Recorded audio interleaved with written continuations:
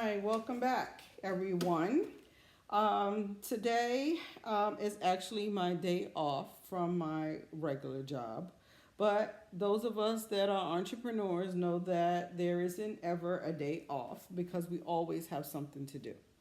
So today I'm trying to catch up on my rose candlesticks that I um, will be having on Etsy. And I've talked about these roses before. I had a video out during Valentine's Day, and I showed a candlestick that is almost exact to this one that I did and how I did it. Same thing. I was gluing the roses onto the candlestick. Today I have a solid red one, and these flowers came from somewhere else, and I'll talk about that in a second.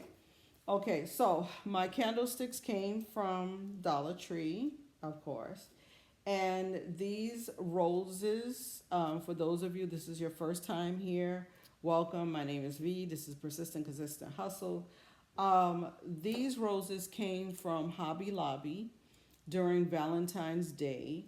And I actually got them for a little bit less than what they were because at the time they were having their sale. They were half off. I have still have the little card here. These are the last packs that I had, which actually is just enough for this candlestick. There is 12 in the pack, and the candlestick takes roughly 60 roses to put on the candlestick at this particular size. Yeah. This solid red one, and I had a Amazon haul video not too long ago, and I showed these in a pack. And this is of course solid red, and this is the pack they were in. So yes, I've used like 60, so I have like should be roughly like 40 left. So I'm just gonna put that over there. I glued this about a week or so ago. As you can see, I can handle it, play with it, all of that, and it is fine. Now, for those of you who are attempting this and didn't see the other video, I said I tried to, when I first did this project, I tried to use super glue. Super glue did not work. It kept falling off and all of this. So I came up with using, a glue, my glue gun. So I cut let me go back to this. They come on when you take them out, and even on the ones from Amazon, same thing. They come on a stem like this, and I just take the scissors and go, I cut off majority of the stem, and I leave a little piece still attached to the rose. The reason for that is I found that if you cut it all away where you cut off all of the stem, what happens is the rose falls apart. Okay, then it's not going to stay. So keep a little bit of the stem, a little tiny piece of the stem on it. Forgive me for the light. I'm in another location in the house, and I just decided to do this while I was trying to catch up on this whole rose thing. If you hear any noise outside, there are some children playing outside. I'm actually downstairs with one of my animals, okay, and she's in her little house thing, a cat. So you may hear her say something because she knows that I'm downstairs, and so she's very happy because she now has company. So anyway, and also my phone is buzzing right now. But anyway, okay, back to what I was saying. All right, so these roses came from Hobby Lobby. They don't have these roses, as far as I know, anymore because this was like this, well, the seasonal thing. Okay, these from Amazon you can find, and actually they came out cheaper than these that I bought from Hobby Lobby. I believe for 100 roses, this was like, I'm gonna say, I think it was $11.99 to be honest. And then by the time I had bought all of these roses from sorry, Hobby Lobby. It ended up to be like, I don't know, $18 or whatever it was. Okay. So it's cheaper to get it from Amazon, or you may know somewhere else to get it from cheaper. If you do, please let me know because I need them.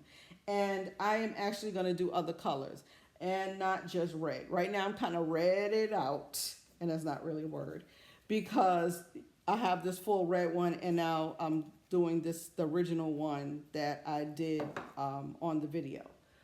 Okay, glue gun. Obviously, you need your candlestick from the Dollar Tree. This time spray painted two of them. Obviously, you see this one is red. I'm not putting red flowers on here. I'm putting a different color on there. I haven't decided yet what color I am going to do because I'm going to have probably 3 or 4 versions, okay, available. And then this one I painted black.